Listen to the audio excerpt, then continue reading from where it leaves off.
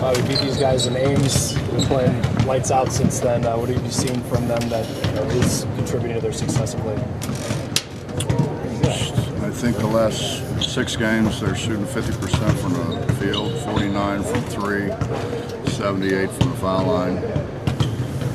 We've got the guy with the best ball security in America handling the ball so they don't turn it over. When you shoot it like that and you get shots, you're going to be pretty good. What did Javon and the rest of the defense do well against Monte the first time they played? Stay in front of them as best we could. Stay in front of them, make them take hard shots. Got 5 seniors. Last game they'll be playing on this court. How will you remember these guys who will be walking out on the carpet tomorrow night? Well, they've been great. I mean, anywhere from Nate Adrian, who's had one heck of a career, just does so many things for us and has really for 4 years. And James Long, who has, without question, led us in work ethic, has been an unbelievable teammate. Brandon's had a tough career just from an injury standpoint, but I thought came back this year and really did a heck of a job this year.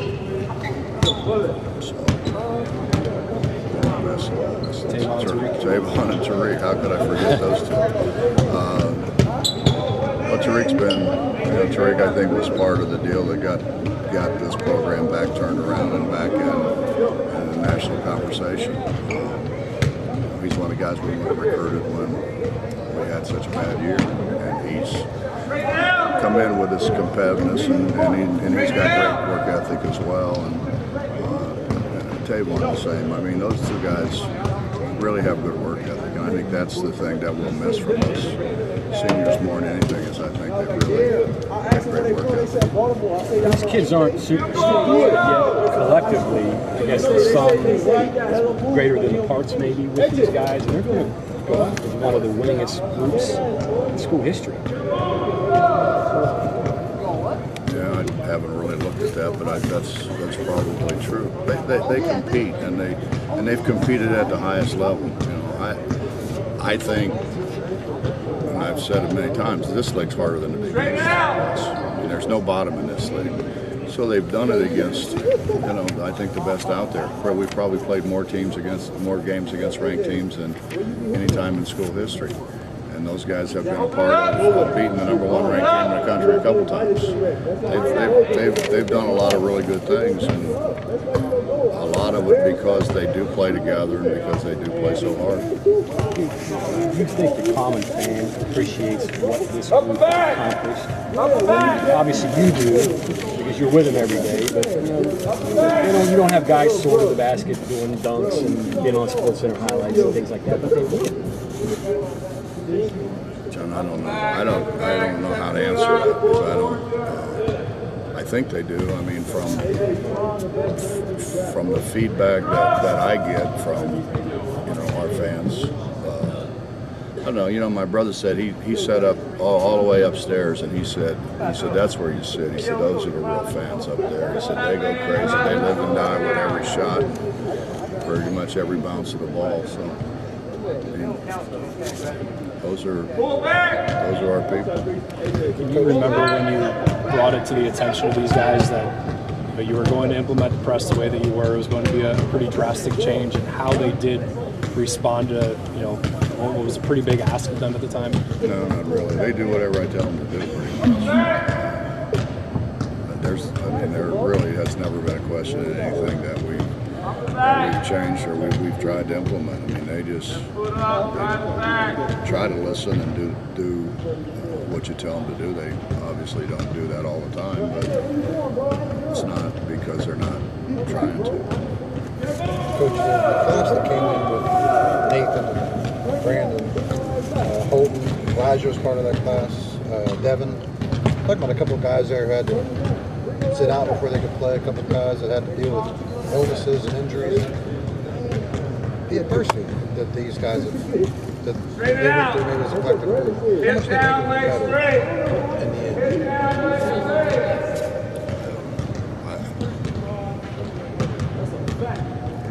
And we all deal with it.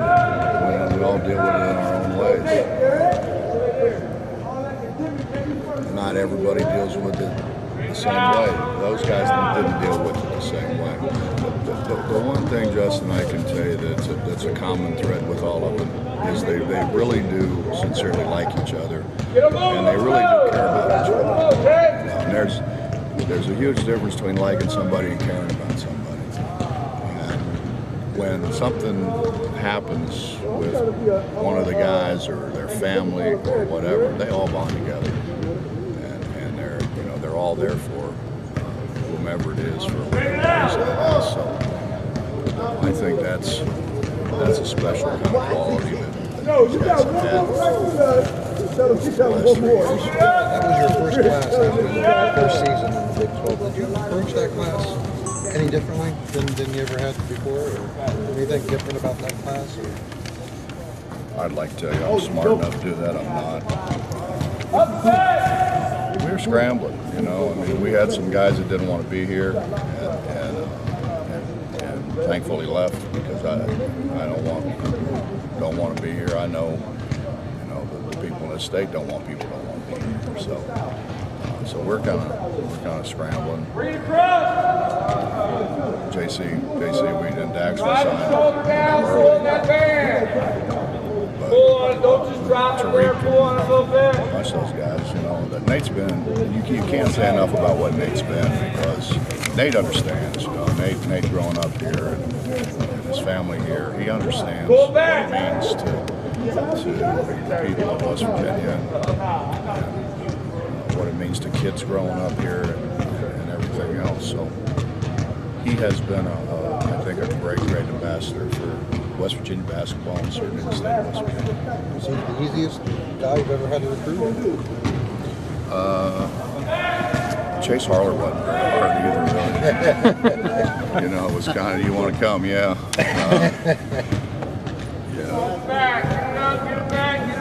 Really, Brandon wasn't very hard either. Yeah. But Brandon, although growing up in Atlanta, grew up a West Virginia basketball fan. So you had to drive all the way across town to get Nate. Yeah. No, he came over here actually. I didn't have to leave my office.